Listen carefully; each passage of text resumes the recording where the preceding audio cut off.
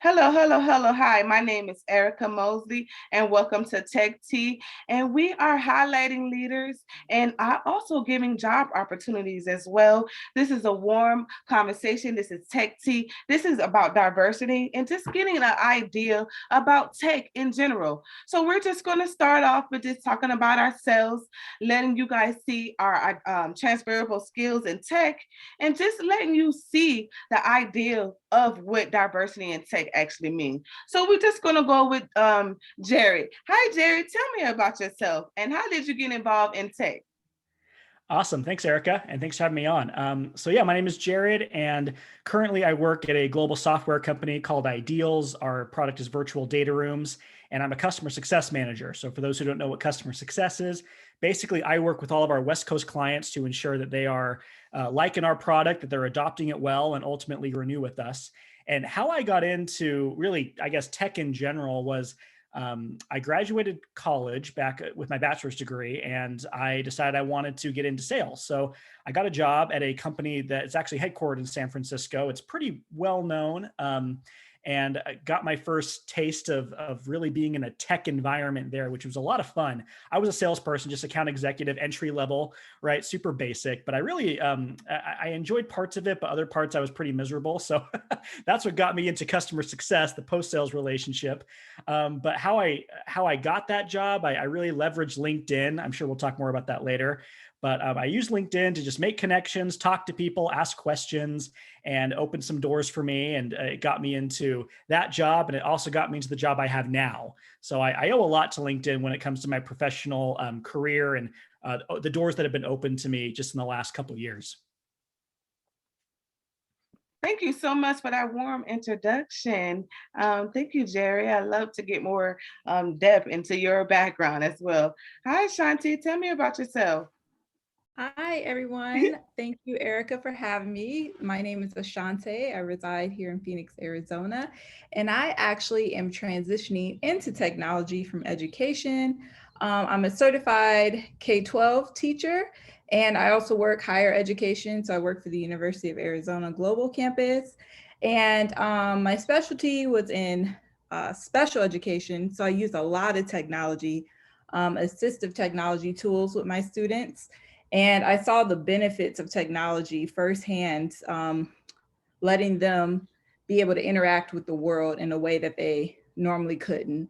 So being able to talk when they were nonverbal, being able to go to the counter or go to the grocery store and get their groceries and pay for them in ways that they normally couldn't, being nonverbal or even not mobile. So I've been able to interact with technology for many, many years. And now I am trying to pivot to work for a tech company. The transferable skills I believe I have that I could move over right now would be customer success roles or learning and development. So that's a little bit about me. Thank you. Thank you so much. And also, Ashante is Jerry. So you know Growth F. Koji, right?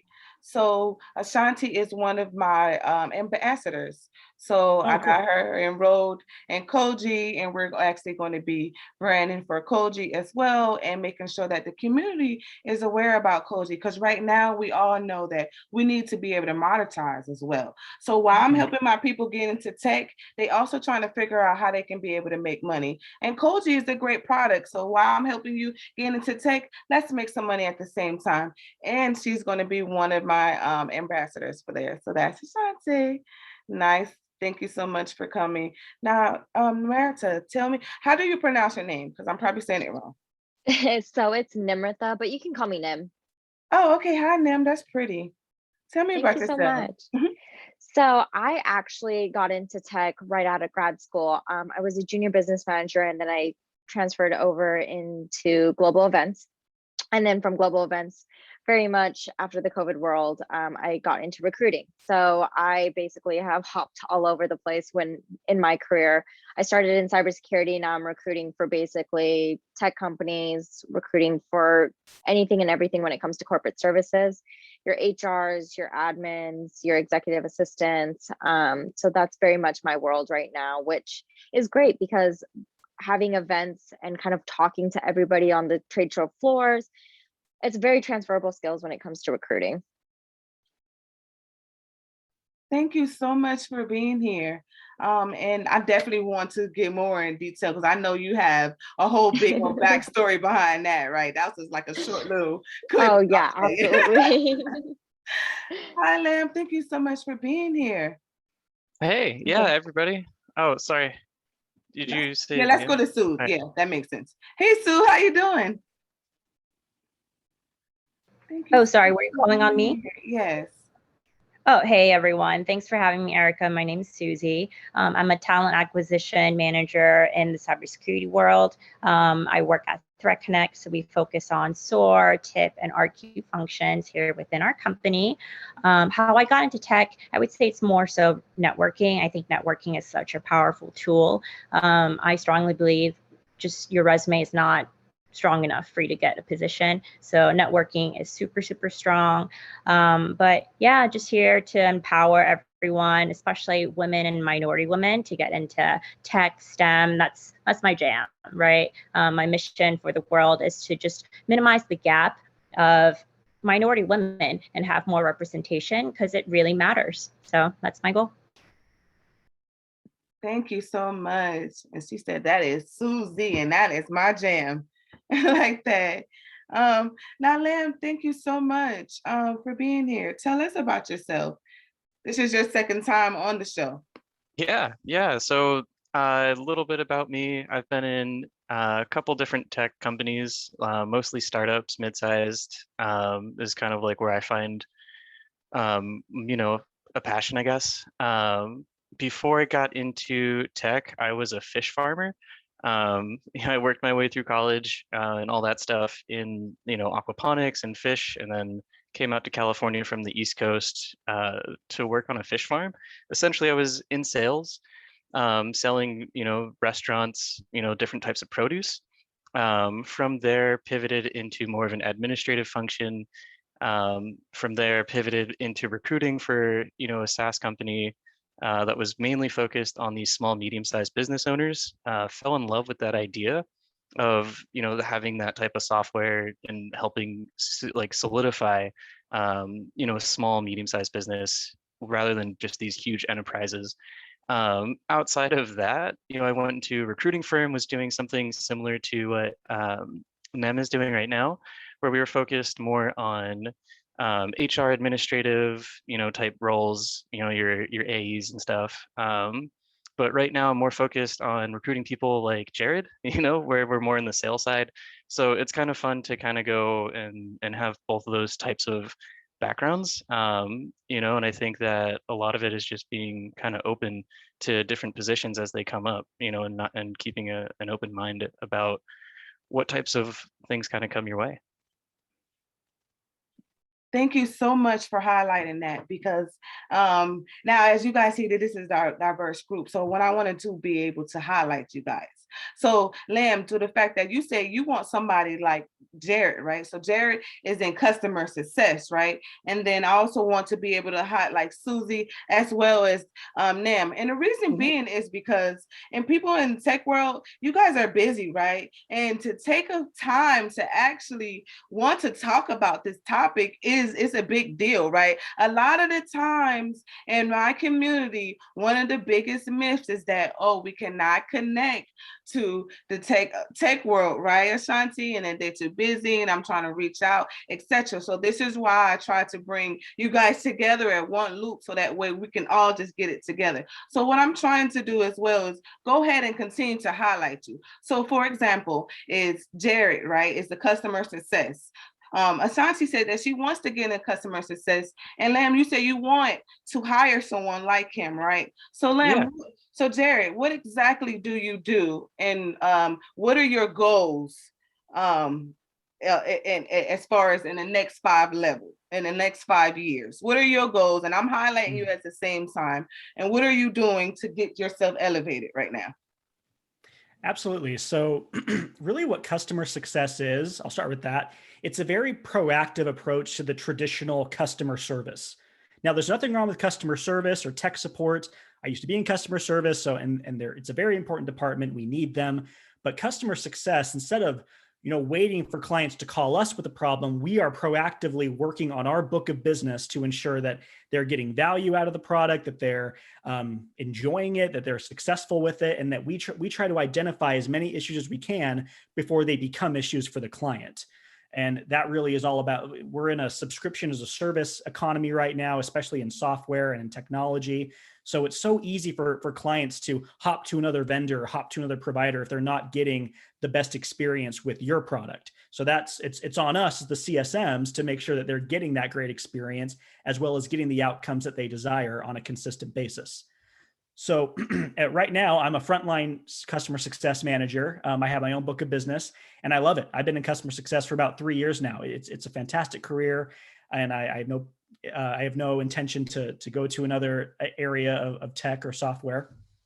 I would say what I'm doing right now is just trying to just maximize the experience for my clients, because right now it's so easy for me to kind of take a passive approach to my job, because right now we're their virtual data room provider. So we're just a vendor. We're just another vendor for these clients. So I try my best to have some sort of a human element, add a bit of a human element to this product by having personalized emails, personalized phone calls, Zoom meetings, as much interaction as I can with my clients, so they see that, Ideals isn't just a vendor, it's me. I represent Ideals, and I'm a human being that they can talk to and bring all their issues to, for better or for worse. And I would say my plan for the next 5 years, I really want to, well, my long-term goal, I have 2 long-term goals. One is to be a chief customer officer, and the other is to run my own advisory practice, and where I help companies implement customer success and build a team. But next 5 years, I really want to lead a team. I want to be a team lead and a manager of a customer success team, and get that experience of leading other customer success managers, making them successful so they can make their clients successful. And hopefully that'll be happening soon. I'm one of 5 employees in the United States, but we're hiring a lot more people here in the States and a lot more opportunities to grow and to advance. One of those being a team lead for customer success. So I've been putting a bug in my manager's ears for quite some time now, like, hey, when's this position going to open up? And so hopefully that'll happen soon, but that's really what I want to do in the next 5 years with my career, is to be a team lead and lead a team. It's redundant, but yeah. Perfect. Thank you so much. So now, Ashanti, now we know, like, if you want to be into customer success, we already know his transferable skills and kind of identify like a 5-year plan, because he kind of gave that, right? And you can say, oh, okay, now I know how to frame it. Maybe I want to be a chief. Maybe I want to do my own business. Now you can be able to identify that. Now it goes back to at the really beginning, and then I'm going to Lamb, Susie, right? So it goes to you as well. Like, at the beginning, people still don't know exactly what they want to do. I don't know if I want to be in customer success. I don't know if I want to be in recruiter. I don't even know how to connect with ma'am or lamb. You know what I'm saying? So how do I start? And what are you doing to help that? And what is your 5-year plan and your goals, basically? Yeah, that's a great question. I personally don't like forcing someone to decide what position they want to go for. I want them to figure it out on their own, right? It's not my career, it's not my life, it's theirs. So I want to empower them to figure out what they want to do. So what I always tell candidates when I'm speaking to them, what do you like doing? Like, what fuels your fire? What is that passionate drive that you have, right? I always like to recommend, like, why don't you try doing something you love rather than something that just pays the bills, right? It goes so much further when you're doing something that you're passionate about and what you enjoy. So I always try to recommend that. But of course, if they don't want to take my advice, that's totally fair, right? My 5-year goal is, like I mentioned, to minimize the divide of minority women in C-level, E-staff, angels, founders, and VCs. That's my goal in the next 5 years. And whatever I need to do, I will come up with a solution to have more representation. And like I mentioned, just for the future generation, it's very important to see someone like them in front of them, right? It has like a flicker in their eyes. You're just like, oh my gosh, there's someone like me in front of me that's in a XYZ position. And it lights this fire and this like light of hope inside of them. And it causes them to think, if they can do it, maybe I can do it too. And I also want to empower the future generations that come from maybe low income communities to let them know you are not a product of your environment. You have the power to change your outcome. So that's my goal for the next 5 years. Wonderful. Susie, you are just, woo. That's why I said, let's start from the beginning, right? Yeah, because I mean, I'm right with Susie because I worked in Title I schools my whole career pretty much. So those are underserved population. And to have someone like me in the classroom setting was like a big deal. Like you could tell who would gravitate towards me. Like, oh my gosh, like Miss, that's their thing out here in Arizona. They call you Miss. But just to see the relationships I have adopted, like I have a lot of grown students now that have kids that I still have a relationship with because of our connection in the classroom setting.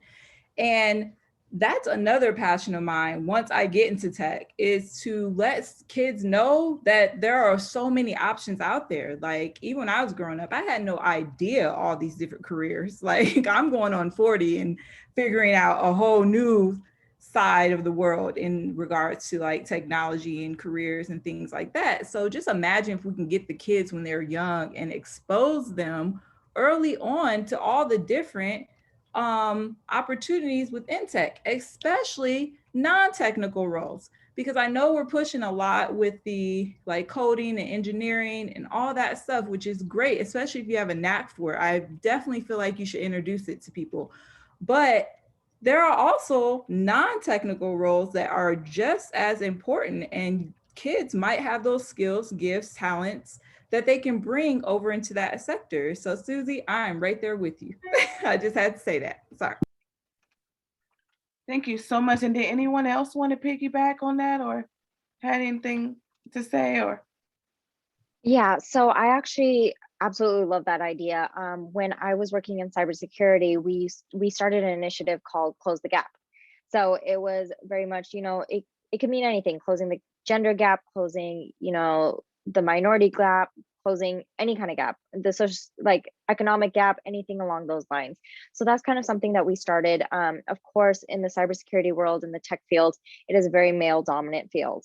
At the end of the day. So we wanted to see more women of color kind of come in and be able to have those tools in order to go out there, take certain classes, be able to be part of certain seminars, and grow their network and eventually kind of get into those roles as they open up. So that was the biggest thing that we did. We partnered with AWS in order to do it, where we sent about 15 women to AWS reInvent in December, back before when trade shows were still a thing. But that was the biggest thing that we did. And I took huge pride in that. And I definitely take that into the role I'm in now when it comes to diversity and inclusion.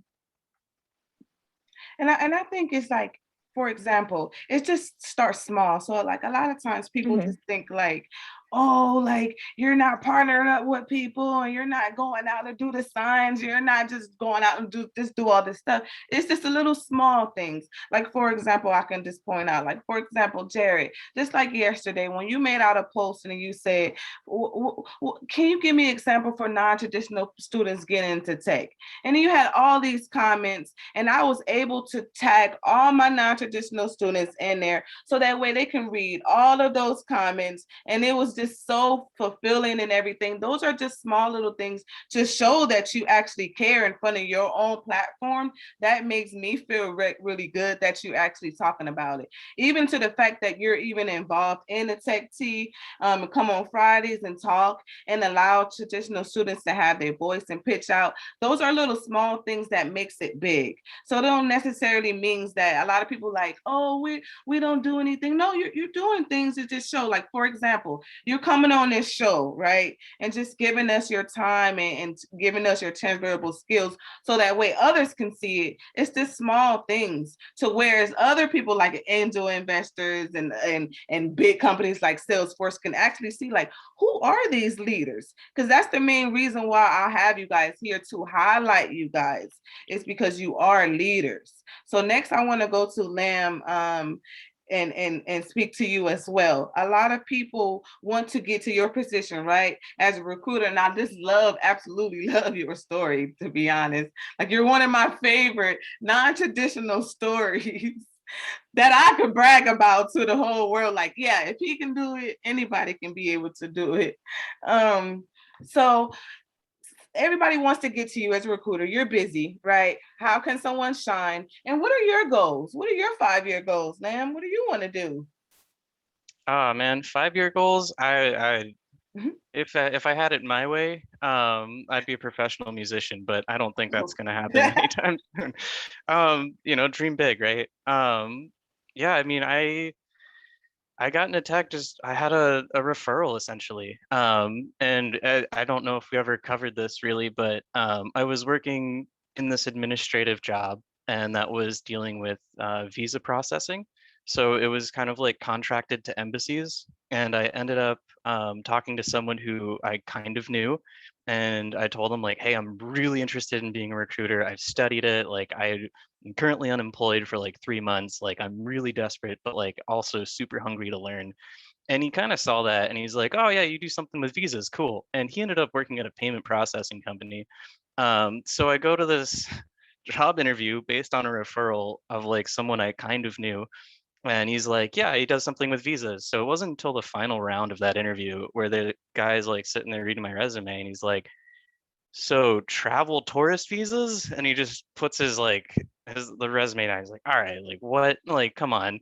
I thought like you were doing, MasterCard Visa, like payment processing stuff. So it was kind of like a silly thing that happened and how I ended up in tech. But I ended up taking a pay cut to go there, right? And it was kind of this thing I'd seen recently, and I was just like, yes, that's like the perfect way to think about it. If you're going to take a job, you're either taking it because you're going to earn more money or you're going to learn something. So the reason that you're leaving somewhere is because you're either going to earn or learn more. And I think that it's valid to take that step back sometimes if you plan on making that pivot in the future. And if you're like well calculated to say something like, I want to take a step back from teaching and I want to get into something like educational tech, specifically around, people that I was helping before. I've seen how it changes their lives. I'm passionate, I'm motivated. I think things like that are like what those companies thrive off of. It's not necessarily, oh, we're going to do this thing because it's tech in this huge bubble of all of how it breaks down. But into something of I'm interested in this position and I'm interested in this like specific type of technology. And there's a passion or like a burning desire, an intrinsic motivation to get into it. And I think when you're in an interview and you have that, it's like it puts you above and beyond somebody who's maybe even been in the industry and just sees it as another job in tech and treating it like that versus treating it like this is my role, this is the dream role for me. So yeah, putting in that extra thought and that extra mile to what that 5-year plan looks like goes a long way. Right now, I'm super happy with where I'm at. I landed in a good spot. I was lucky to figure out kind of what I wanted after listening to tons of other HR professionals and interviewing them, an agency style like that. And if you're thinking about getting into recruiting in general, an agency is a great place to start. They're going to train you, train you, train you. You are going to come out such a better person, even if you have a hard first 3 months or something. It's like all you're learning from all of those failures, that you have. Thank you so much. Because it's like you said, basically, like you were just interviewing people and be able to know where you want to go. And that's what be able to help a non-traditional person be able to identify, okay, do I want to go on customer success? Do I want to be in land position, Susie position? Do I want to help diversity inclusion? Because that's a big topic too, as well. You know what I mean? So I could be able to figure out, even if it is a 5-year plan for me. And then, ma'am, now I want to go to you because you represent a lot, right? You represent diversity, you represent a woman, you represent tech as well. You're in a hot field as far as the recruiting as well. And I know that you probably get a lot of DMs and stuff. So how what is your 5-year plan, right? And how do you help the community?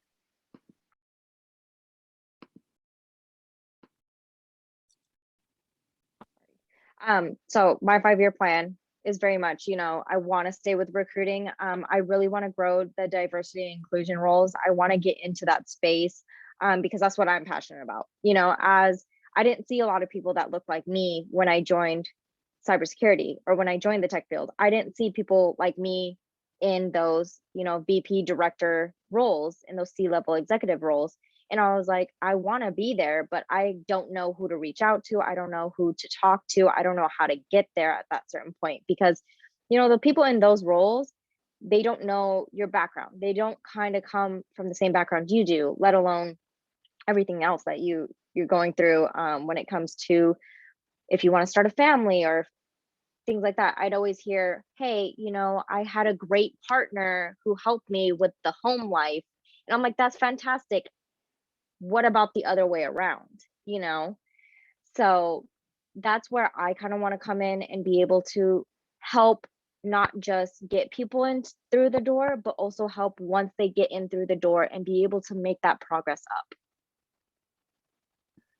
Yes, exactly. That's why I love this diverse group, guys. If you see how diverse it is, so so that way it can keep the retention rate, right? So that way people exactly. feel comfortable, and that way people want to say, "Oh, who I can be able to go to." So, for example, if we was all going to the tech company, I would feel comfortable to know that okay, this is a really diverse group, and not only just because it's Black people. Like Ashanti, she's a different type of Black individual, right? She represents different type. We're not the same, as well as Susie, right? You have different type of Asian individuals too as well that don't represent you as well, to where you still try to figure out to where, hey, I might be Asian, but I'm still connected to Jared, right?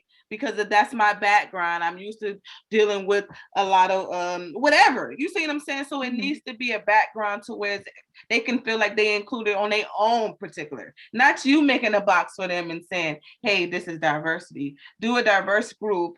And this is the whole reason for this Tech Tea is that, so like you said, Susie, it's about showing the world about it, not just talking about diversity. It's about showing it. And then I know that we are a shorter time, and I just want to go out about, like, if you guys have any roles that's available too as well. And then Ashanti, I'm gonna let you practice your pitch. So Jared, you go first.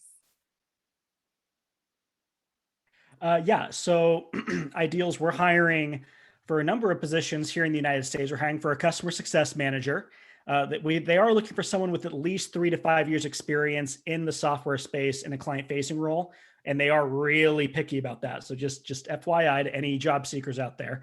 We're also hiring for a couple sales roles here in the States, as well as a talent acquisition role. So if you're interested, connect with me on LinkedIn, Jared or CCSM, and let me know and we can talk. Thank you so much, Jerry, for really being great in detail about like just being picky, so that way people be able to do their homework, right? That's necessary. That's necessary. A lot of people be like, oh, okay, let me contact Jerry, and you only have 1 year experience, right? Just be real, so that way somebody can go out and get that agency experience, like Lamb said. I had this conversation with Ashanti on LinkedIn. I was like, look, I'd love to refer you, but they're so particular on this. I just don't want to waste your time. And I deeply appreciate that, Jared, because that is like time and energy when you're trying to go and tweak your resume, when you're trying to make connections. So I appreciate you doing that. Thank you. Of course. Yes, and that also allowed me to be able to do my homework, so that way before I can be able to refer anyone, and I can say, hey, hold up, you really have to have 2 to 3 years. Let's back up first before I refer them to a person like Glenn. Wait, he said he want 1 year, whatever it is. Let's can do our homework, so that way, Susie, I can go back to you and saying, the real problem is they need some real life experience. Let's start up this. Let's talk to the angel investors. Let's figure out how we can get them to the next role, so that way Ashanti, it won't be wasted time. You know what I mean? It's all about wasting the time and win. So Nam, thank you. Do you have any roles available? I know you do, girl. So I always have roles. To be completely honest, I recruit a lot in the Bay Area. Also remote roles. I know we have a couple roles in Phoenix. It all depends on the role. To be completely honest, I've had people that don't have any data entry experience get a data entry role It just depends on the client, to be completely honest with you.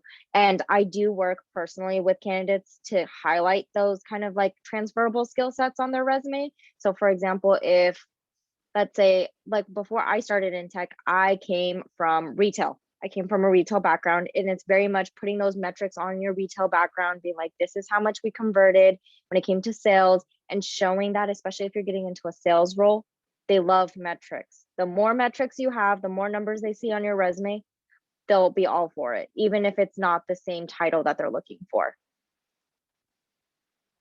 That's good to hear, Nim. Very good to hear. Absolutely. Yes. Don't worry, I'm keeping her forever. I'm keeping all of them. This is gonna be all your resources and stuff. Cause you say you have all roles available, right? And that's this is what I do too as well. I study all you guys' roles so that way I can be able to know where to be able to pinpoint. Because I'm literally in a community, right, Jerry? Yeah. And I can say, hey, somebody has 3 years experience and stuff like that. They literally not on LinkedIn, because LinkedIn is about 6 years, 6 to 7 years. So a lot of people still need to get fresh on it. Clubhouse is still a new thing, and it's all about word of mouth. So I just like to study you guys' things. So send me the roles.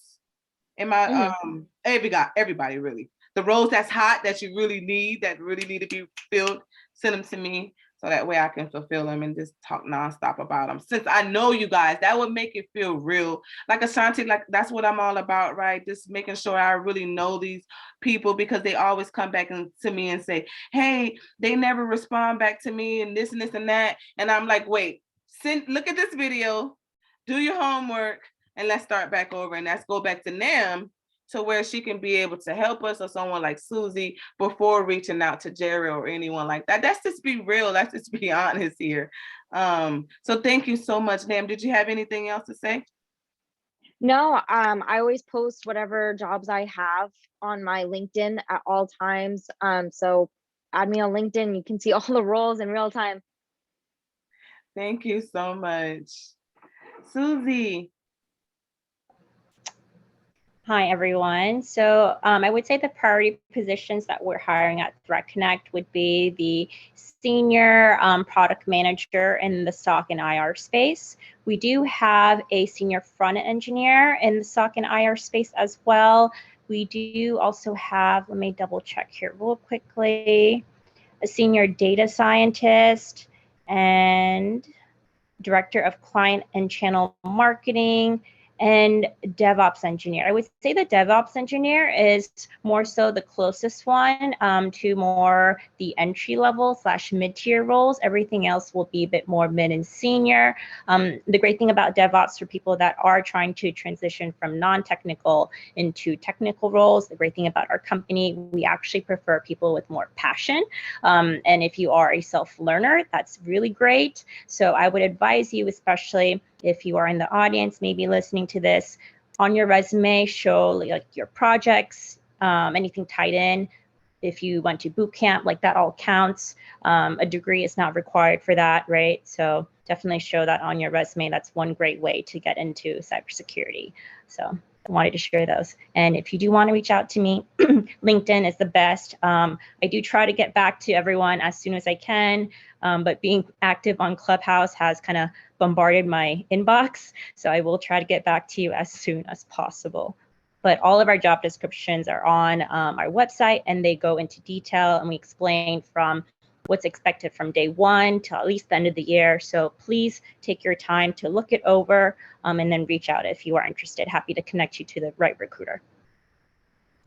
Thank you so much for touching that, because Ashanti, like we was always talking about, like tech companies love self-learners, right? We were always just saying that, and like to put that on your resume, some type of projects that we were doing. So for example, we are brand ambassadors for Koji, to where we're helping them bring the awareness for their projects, right? And boot camps and the volunteers and the network that you're always network with me on these television shows and getting out and involved. And they're like, who do you know? Well, to be honest, I know all of these people, and I'm on this show and I'm on this, that's all about credibility, and that's all about problem solving before getting into tech.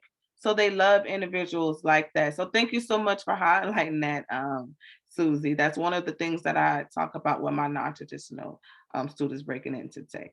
Lamb, tell me about yourself. What roles are you fulfilling? That's hot right We've got a lot of roles. We hired, what was it, 27 people. As of yesterday, like we onboarded 27 people, and I did the math on that. That was 8% of the company that's based out of San Francisco, Buffalo, New York, Mexico City. So we're growing a lot. If you see it on the website or if you see us constantly posting, just know there's like dozens of roles behind each of those posts. So it's kind of like hyper growth, infinite candidates is what I'm told right now. Just keep going. And that's the type of level that we're on. And to sustain that type of growth, we're taking people from especially outside of the the technical traditional backgrounds.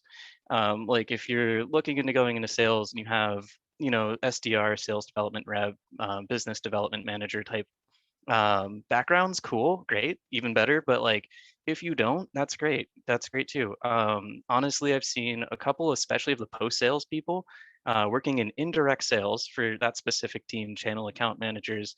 I have probably about 6 of them that came from a teaching professional background, and they have just accelerated.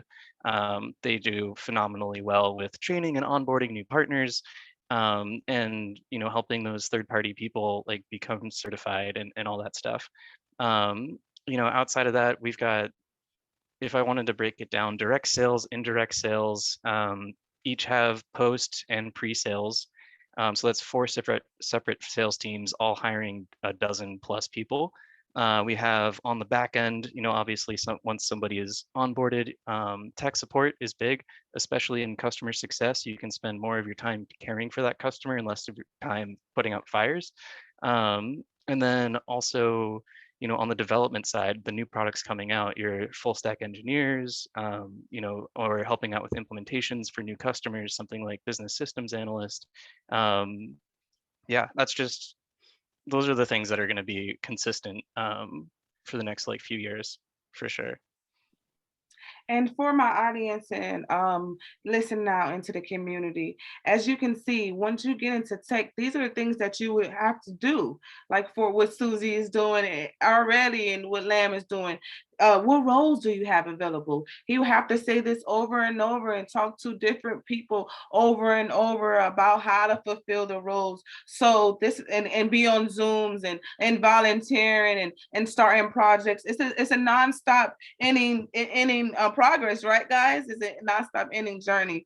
So thank you so much for showing us like the real life thing of the tech world, right? Because this is what your daily life thing, Lamb. It sounds like, yeah, you know it by heart, all your roles, because you say it daily and talk to individuals nonstop. So I just want to end up by this too as well. And can you give me some networking tips as well? A lot of my individuals need that networking tips. And I can start off with you, Susie, and go from into Nam next. Sure. I think my one tip that I would love to share is be genuine, right? I think that's the most important thing. It is a human on the other side. So I think that's one great reminder to just share with everyone here today. Thank you. And then what about yourself? What are some networking tips to reach out to you if someone want to go ahead and get your role fulfilled? To be honest, I agree. Be genuine, don't try to sound super robotic or anything like that. If you're reaching out to somebody that you have no idea who they are and you just see kind of like recruiter on their title, let them know that you actually read their profile. See what on that profile is super interesting to you. For example, if somebody has anything when it comes to diversity and inclusion initiatives, ask a question, have a genuine conversation with that person. That way it doesn't sound like you're just reaching out to like a bajillion recruiters because you're reaching out to a bajillion recruiters. Yeah, because thank you so much for mentioning that, because it is obvious, like I tell my non-traditional students, like how they reach out, it is obvious that you don't reach out like you're trying to just find a job. It's just so obvious. It's just like, again, they are people too as well. I'm more than Yeah. just a job. So Hmm. try to be my friend. You don't have to be my friend, but at least show me that I'm more than just a job opportunity to you. Because again, you can it's kind of heart feeling. It will hurt my feelings a little bit too, as well as, do you have a job? Can you refer me? It's like, dang, you don't even know me. Like, gosh. So thank you so much for pointing that out like that. Len, what about yourself? How do people reach out? How would you like for people to reach out? Networking tips. Networking tips. Yeah, I've got a lot of reaches out, each week, and I feel like there's different strategies from different people. And I think one of my favorite is when people follow up, and I love to see that persistence, especially if it's a sales role. If it's like, hey, I'm interested in this particular sales role, and this person doesn't get back to you in like 2 days, and you hit them up again, I guarantee you you're gonna have a connection, because they're like, yeah, that shows initiative. What you're doing in sales is 95% of the time following up with people. If you can remember that without using something like a CRM or whatever, and you just connected, like great. That I think shows a natural ability for specifically that type of role. Um, Other than that, just be creative in your reach out, right? If somebody reached out to me and just made like a joke about something, I'm gonna remember that versus somebody who's like, "Do you have jobs?" Like,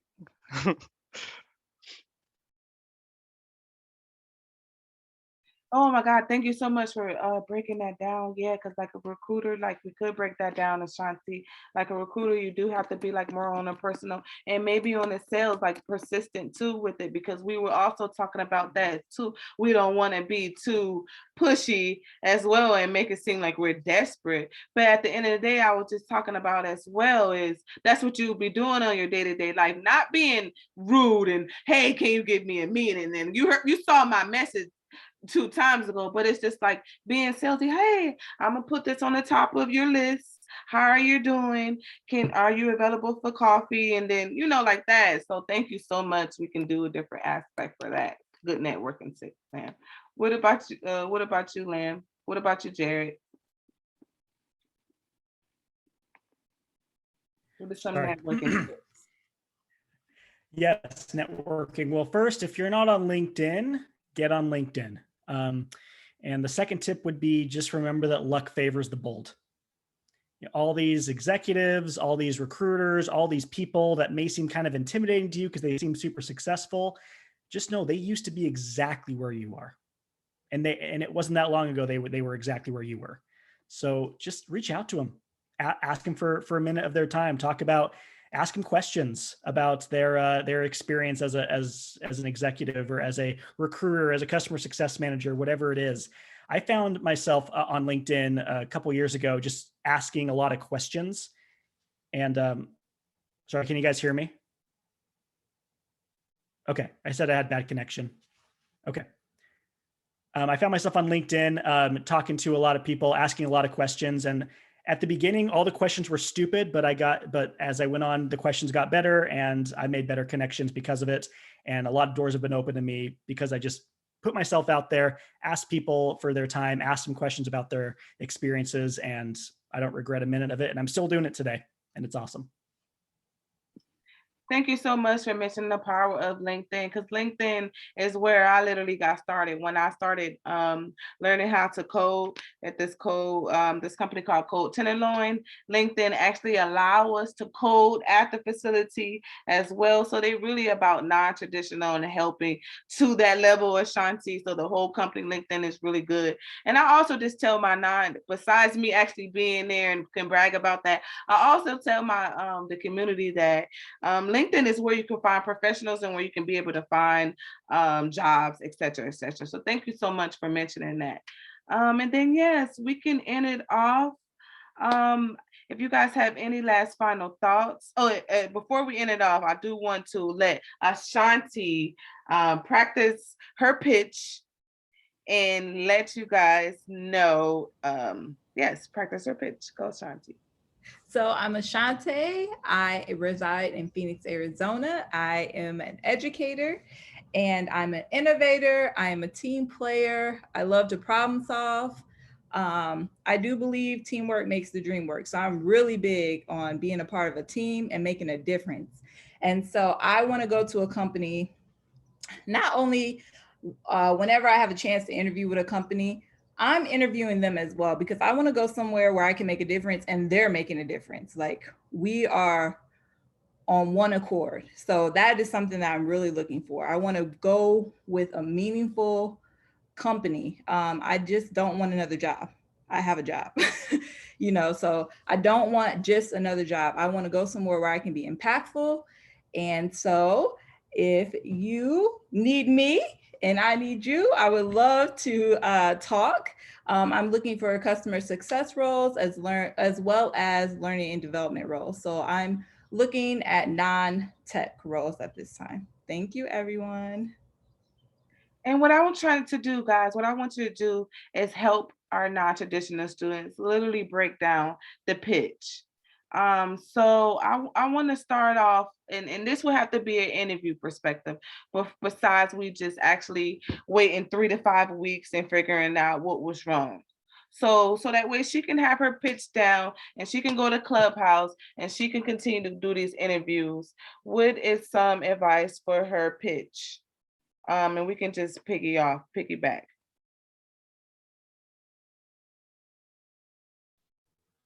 I would say one piece of advice that I would have if you want to get into customer success, just focus on all of the client facing, human first experience that you've had throughout your career, because no matter what you've done, be it tech support, human resources, finance, marketing, product, and you're trying to get into customer success, you have experience working with people, whether it be your clients or other employees, colleagues, whatever it is. So focus on that, focus on the impact that you've made, and that'll help open up some doors in customer success. So basically, Jared, what you're trying to say is that she needs to figure out what area she wants to be in. If it's in customer success, just basically figure out that language and focus on customer base. And her pitch to be towards customer base or whatever the tech area that she desires. Yes, correct. Okay.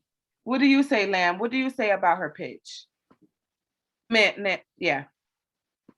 So I actually agree. If you are going into an interview, make sure you read the job description before and kind of see where your transferable skills are and highlight those.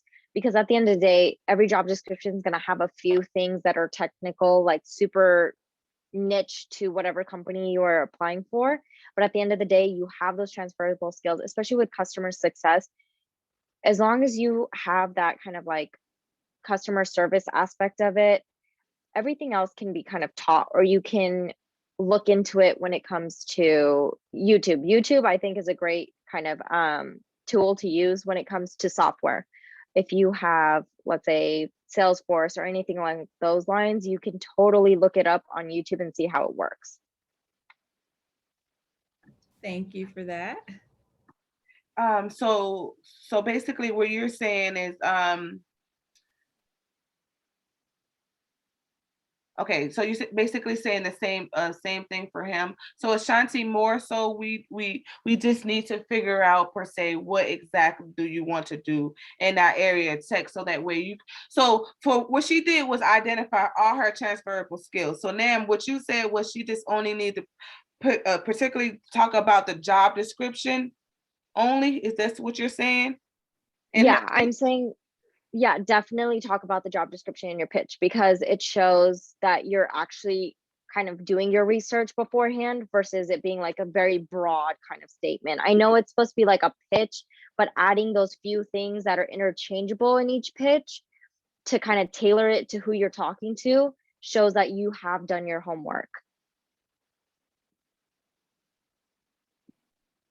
Okay, so great. So with that being said, Ashanti, so for example, if you wanted to get a job at Jerry's organization and you finally got that interview for customer success, instead of that pitch saying, "Oh, I did this and I have all my transferable skills," it would be directly on that job.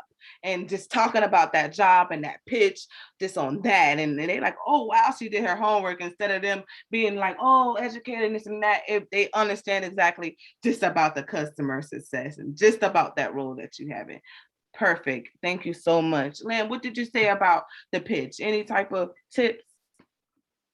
Yeah, funny enough, I'm actually about to do a presentation on this for like a 3-minute presentation for UC Riverside, like on Saturday, as part of their like career fair thing. So I kind of came up with like a quick 1, 2, 3. The idea of the elevator pitch is like you're in the elevator with somebody, you're not entirely sure what floor they're getting off, and you just got to be really quick and like direct to the point. And I think with any speech, because this is in a form of speech, right? Just a really short one. If you write it as if you're paying yourself $100 for every word you remove, you're going to say more with less. So even something like a quick, like, here's a skill that I have. This is my goal for this job. And then the pitch being a question, like a follow up. So something potentially like, hey, I've spent, XYZ years as a teacher with an emphasis in ABC. I have a goal of coming into tech as a customer success expert and leveraging these skills. And then a question that would be really potent to that type of job might be something like, what would you expect from a new remote employee? Or what's the hardest problem your customer success team faces today? Or, if there's somebody that's just there, can you help introduce me to so-and-so that's the manager of the team, depending on who you're talking to. But I think something like that will innately create the conversation rather than just, hoping that they get back to you. It's like you have this call to action at the end of it. So different perspective, I guess, but Thank you Wow, for I that, want to Am. be That was involved. good. Ashante? Oh, I was telling Liam, thank you for that feedback. I mean, yes. How can we get involved with that? Can I get that spreadsheet too? yeah, PDF for sure. I file? can totally share it with you. And I think I have your email, Erica, so I can share it with you. And then Shanti, I don't know if we're connected on LinkedIn yet, but we can try to make that happen, and I can share it with you as well if you'd like. Yeah, you actually connected with me yesterday, I think. So, Cool. yeah, we're connected. Awesome. Yeah, so we're going to use his thing, and then you're going to use the pitch on the clubhouse with the questions and everything. We're going to use your theory, Lamb, and it's been started here at the Tech Tea. So you definitely get that credit automatically, okay? And thank you so much for that. Susie, any tips for her for the pitch? Ashante, I thought you did a great job, so I wanted to applaud you for that. It's very brave of you to come in front of us and share your pitch, so great job on that. To maybe give some feedback, from our perspective, it's a little hard to give you specified feedback just because it was a bit more generic. It's not to a specific job, like Nem said as well. But if I were to give it from a general point of view, I'd be very careful in the words that you choose when you are speaking. For example, if I were to provide one, was when you said, I'm looking, please correct me if I'm wrong, when you said I'm looking for a non-technical customer success role. Is that what you said? Oh, no, I was saying non-technical roles. That you're looking for a non-technical role? Uh-huh. Mm-hmm. So for example, if let's say we were role playing and you were applying to our customer success position here at Threat Connect, right?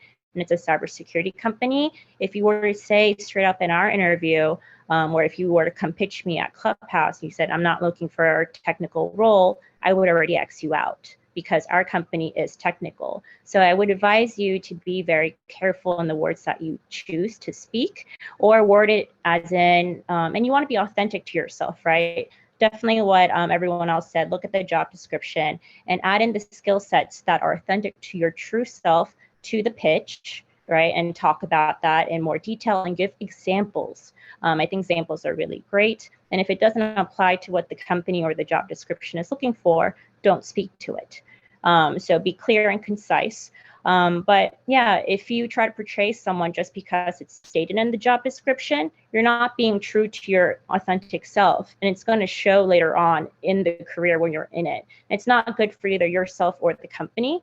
So yeah, just you have that opportunity in the interview, and also in some job descriptions, they are pretty thorough, and you can screen yourself out if you are not qualified, or if you don't feel like it's a good match, or if you do feel like it's a good match, it's a good opportunity to apply and also assess it in the interview again.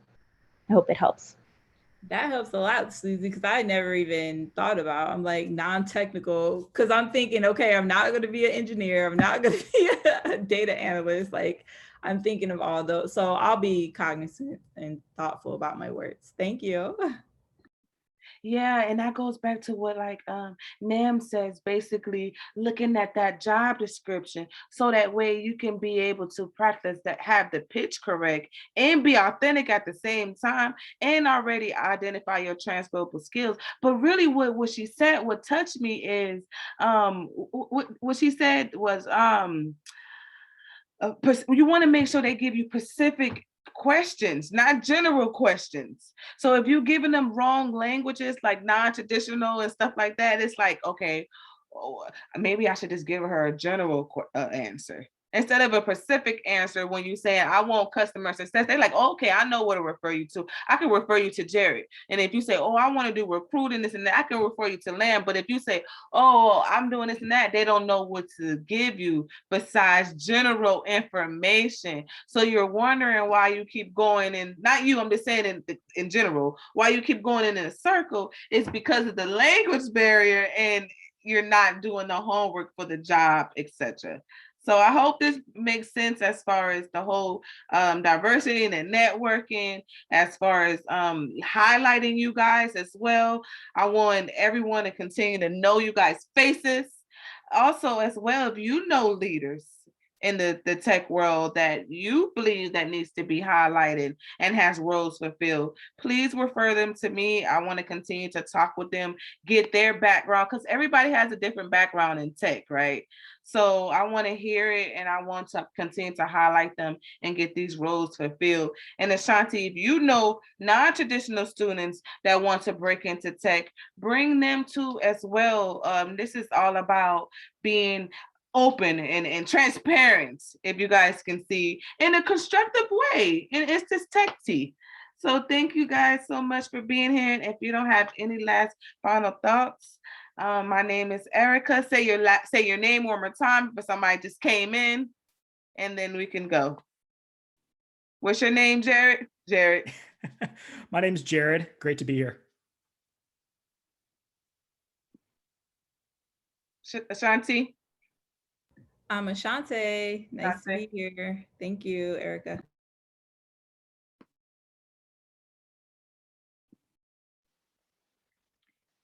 My name's Nim. Thank you for having me.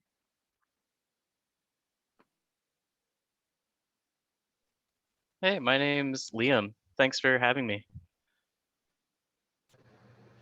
And my name's Susie. Thank you so much for having me today. And those are the tech leaders, guys. Thank you so much for coming to Tech Tea. Have a good day, guys.